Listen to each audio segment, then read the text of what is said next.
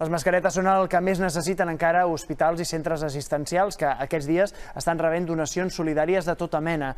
Provenen de molts particulars i d'empreses que volen ajudar el personal sanitari.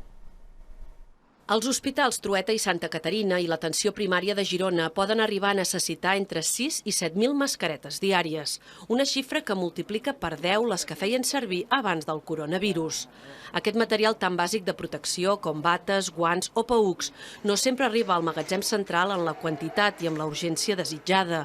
Per això els centres sanitaris agraeixen les nombroses donacions que els estan arribant aquests dies.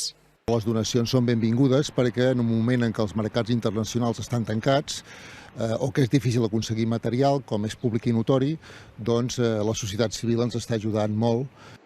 Hi ha aportacions petites de particulars, d'escoles o d'entitats, però també material que arriba del teixit empresarial. Una de les més importants són els 6.500 monos d'alta protecció i les 100.000 mascaretes que els han regalat 5 indústries càrniques.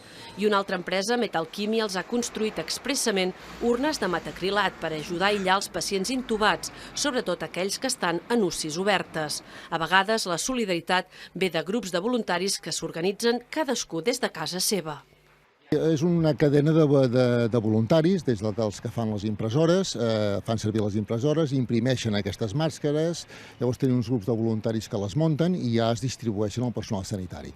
I nosaltres ja tenim uns tècnics que les validen i que ens diuen si poden ser efectives o no i anem adaptant els processos de treball a les eines que tenim de protecció individual. I les donacions desinteressades també han equipat moltes UCIs amb tauletes com aquesta, que han permès connectar els pacients aïllats i sense telèfon mòbil amb les seves famílies. I des del sector de l'alimentació també intenten fer menys feixucs als torns llargs i durs del personal sanitari i els abasteixen amb tota mena de menjar i begudes.